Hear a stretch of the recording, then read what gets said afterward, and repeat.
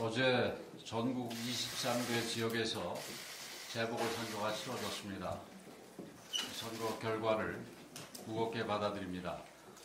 국민의 목소리에 더욱 세심하게 귀를 기울이고 더욱 가열차게 변화하고 혁신하면서 국민의 마음을 얻을 때까지 모든 노력을 멈추지 않겠다는 말씀을 드립니다. 내일 대통령 탄핵심판 선고가 예정되어 있습니다.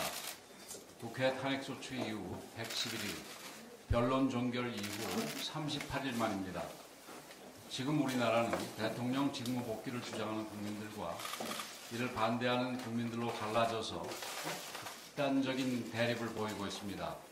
탄핵심판 결과가 어떻게 나오든 큰 갈등과 혼란이 발생할 수밖에 없는 위태로운 상황입니다. 결국 가장 중요한 것은 헌법재판소의 올바른 판결입니다.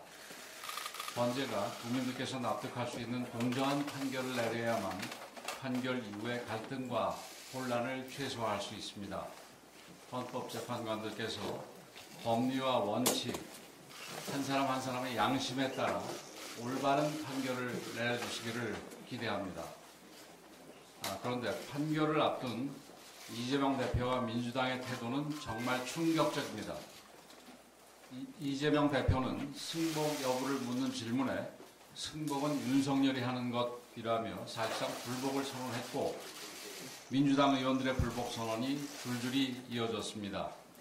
자신들이 원하는 결과가 나오지 않을 것 같자 이에 대비한 빌드업인지 마지막까지 헌재를 압박하기 위한 대국민 겁박인지는 알 수 없으나 어느 쪽이든 책임있는 정치 지도자의 태도라고 할 수 없습니다. 이재명 대표가 바라는 것이 충돌과 유혈 사태인지 묻지 않을 수 없습니다. 애당초 오늘의 사태를 불러온 데는 민주당 책임이 가장 큽니다.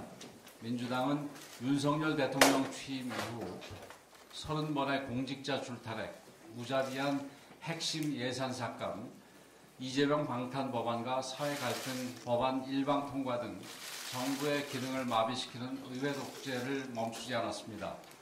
지금 대한민국은 그 어느 때보다 심각한 위기 상황입니다. 외교, 안보, 경제, 민생 모든 분야에서 경고등이 켜졌습니다. 어제 미 트럼프 행정부는 우리 제품에 대해 일본이나 EU보다 높은 25%의 관세율을 부과한다고 발표했습니다.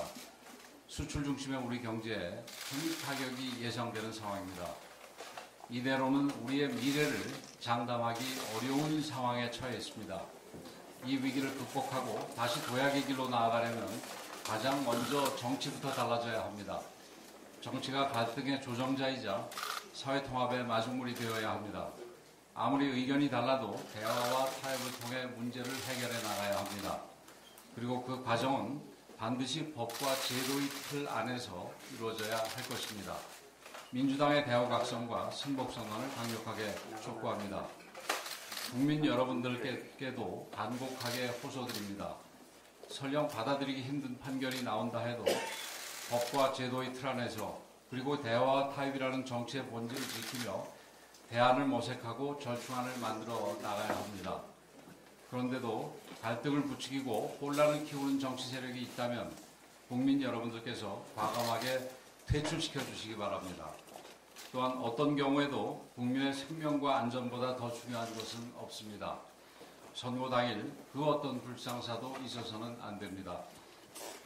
저는 한덕수 국무총리 권한대행 측에 선거 당일 및 이후에 안전관리에 각별히 노력해 줄 것을 요청했습니다. 경찰은 질서 유지와 사고 방지에 최선을 다해 주시기를 부탁드립니다. 저와 국민의힘은 대통령 탄핵심판 판결에 승복할 것이며 탄핵심판 이후를 철저히 준비하고 대비할 것입니다. 탄핵 판결이 국가의 복합위기로 전이되지 않도록 안정적으로 국정 상황을 관리하겠습니다. 그것이 대한민국의 공당으로서 책임을 다하는 최선의 길이라고 믿습니다. 그리고 이번 비상계엄과 대통령 탄핵 사태를 통해서 시대에 맞지 않는 87 체제의 모순이 적나라하게 드러났습니다. 흔히 제왕적 대통령제라고 생각해왔던 우리 헌법이 실제로는 의회 독재를 견제할 최소한의 수단조차 사실상 전무한 제왕적 의회 헌법이라는 사실도 밝혀졌습니다.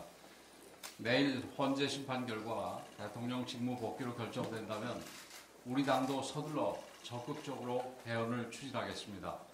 대통령께서도 임기에 연연하지 않겠다고 약속한 만큼 국민의 뜻을 모아 시대 정신에 맞는 헌법을 만드는 데 최선을 다하겠습니다.